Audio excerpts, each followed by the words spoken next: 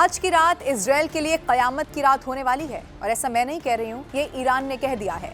Middle east में एक बार फिर से हालात बहुत ज्यादा बेकाबू होते हुए दिख रहे हैं और इजरायल की रात सायरन की आवाजों से गूंजती हुई यहाँ पर दिखाई दी है। आसमान में अगर कुछ नजर आ रहा था तो वो धमाकों की अजीब सी चमक थी। हर तरफ डर का माहौल। क्या ये सिर्फ एक और हमला है या फिर किसी बड़े टकराव की शुरुआत यहाँ पर हो सकती है?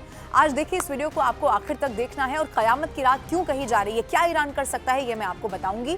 सवाल ये है कि क्या अब ये एक और बड़े युद्ध का रूप ले सकता है? बीती रात इजरायल के कई इलाके ऐसे रहे जहां पर अलर्ट जारी किया गया। लोगों से बकायदा बंकरों में जाने की उन्हें चेतावनी दी गई, यानी कि अपनी जान बचाने के लिए वो बंकरों में चले जाएं। सुरक्षा एजेंसियां खासतौर पर पूरी तरह से एक्टिव हो चुकी हैं। अब दूसरी तरफ ईरान से जुड़ी हुई जो खबरें हैं उसने इसी हालात को और ज्यादा गंभीर, चिंताजनक बना दिया है। अब इसका सबसे बड़ा कारण मैं आपको बताती हूँ। ईरान के बहुत बड़े नेता अली लारिजानी, उनकी मौत की खबर आ गई है। अब इसी को जवाबी कार्रवाई के तौर पर देखा जा रहा है और यही वजह है कि मिडिल ईस्ट में अब जो तनाव है वो अपने चरम पर चले गए हैं। लेकिन सवाल ये है कि क्या ईरान वाकई अब इसके बाद कोई और बड़ा कदम उठाने की स्थिति में है भी क्या? क्या इजरायल इस वक्त इसके लिए तैयार है? इजरायल जरूर कह रहा है कि वो एक के बाद एक ताबड़तोड़ अटैक कर रहा है और इसीलिए सवाल यह है कि आने वाले समय में क्या इस वक्त वो इजरायल पर कर सकता है। देखिए, एक्सपर्ट्स मानते हैं कि अगर इसी तरह के हालात बने रहे तो इसका जो असर है वो सिर्फ इन दो देशों तक सीमित नहीं होगा, बल्कि पूरी दुनिया, और ख़ास तौर पर इसमें भारत जैसे देश भी आ जाएंगे जहां पर ऑलरेडी आप देख रहे हैं तेल की कीमतों को लेकर क्या कुछ चल रहा है। ग्लोबल मार्केट में उथल पुथल मच सकती है, इसीलिए ये खबर आपके लिए जानना जरूरी है। आम लोगों की जिंदगी पर भी इसका सीधा सीधा असर पड़ सकता है। अब मैं आपको बताती हूँ ईरान जवाब देगा तो क्या कर सकता है। मिसाइल और ड्रोन अटैक आपको सबसे पहले जान लेना चाहिए, ये सबसे बड़ा खतरा है क्योंकि ईरान पहले ही क्या कर रहा है, इजरायल पर मिसाइल और ड्रोन अटैक इसके पहले भी कर चुका है। और हाल ही में आपको याद होगा कैसे तेल अवीव जैसे जो महत्वपूर्ण शहर हैं उनको टारगेट किया गया।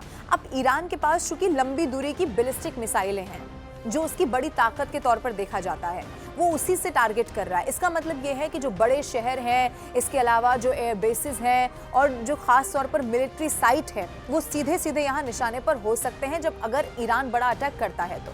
अब ये भी मैं आपको बताती हूँ कि टारगेट और सटीक कैसे सेट किया जा सकता है, क्या ईरान कर सकता है। बड़े शहर जिसमें मैंने आपको बताया तेल अवीव हो सकता है, इसके अलावा हाइफा को यहाँ टारगेट किया जा सकता है, जेरूशलम हो सकता है। और इसका कारण भी ये है कि यहाँ पर पॉपुलेशन भी ज़्यादा है और इकोनॉमिक सेंटर भी यहाँ पर है, इसीलिए उसको तोड़ने की वो पूरी कोशिश करेगा। इसके अलावा मिलिट्री बेस और एयर डिफेंस, जैसा मैंने आपको बताया, जो एयरफोर्स बेसिस हैं उन पर अटैक हो सकता है। मिसाइल डिफेंस सिस्टम, एक्सपर्ट्स ये कहते हैं देखिए कि ईरान पहले भी चूंकि कमांड सेंटर्स और जो ये मिलिट्री साइट्स हैं उनको टारगेट करने की अपनी रणनीति को अपनाता रहा है। इसीलिए जब वो ये कहता है कि इजरायल में कयामत की रात ला देंगे तो फिर एक बड़ा अटैक यहाँ हो सकता है। सबसे ज़रूरी ये है कि कयामत की इस रात में बिजली चली जाएगी, इंफ्रास्ट्रक्चर को नुकसान पहुँचेगा। बहुत महत्वपूर्ण ये पॉइंट है क्योंकि पावर ग्रिड, तेल गैस सुविधाएं, पानी और ट्रांसपोर्ट सिस्टम, साइबर या मिसाइल दोनों से यहाँ पर हमला संभव है। इसका मतलब ये है कि पूरे के पूरे उस इलाके में जहाँ वो अटैक करेगा ब्लैकआउट हो सकता है।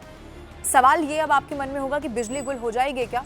देखिए, अब कैसे ये हो सकता है। साइबर अटैक अगर हुआ तो देखिए ईरान साइबर वॉर में काफ़ी एक्टिव है, इससे पहले भी आपने देखा होगा। रिपोर्ट्स तो ये भी कहती रही हैं इससे पहले जो सामने आई हैं कि बैंक हो या फिर बिजली या फिर सरकारी जो सिस्टम होता है, इनको टारगेट करने की वो कोशिश कर सकता है कि सीधे सीधे इजरायल को कैसे नुकसान पहुंचाया जाए। उसका नतीजा ये हो सकता है कि बिजली ठप हो सकती है, यहाँ पर इंटरनेट डाउन हो सकता है, एटीएम बैंक बंद हो सकते हैं। इस तरह की परेशानी लोगों को हो सकती है या फिर डायरेक्ट स्ट्राइक भी वो कर सकता है। अगर पावर स्टेशन या फिर ग्रिड पर मिसाइल लग जाती है तो फिर बड़े शहरों में ब्लैकआउट संभव है। इसीलिए ये ईरान दावा कर रहा है कि इजरायल में कयामत की रात हो सकती है, लेकिन इजरायल भी आप यकीन मानिए पूरी तरह से तैयार है। अमेरिका का उसे पूरा सपोर्ट है। देखना होगा ये महायुद्ध किस तरफ जाता है, लेकिन उम्मीद हमें यही करनी होगी कि ये युद्ध बहुत जल्द खत्म हो जाए और अमन शांति जो है वो यहाँ पर फिर से बहाल हो जाए।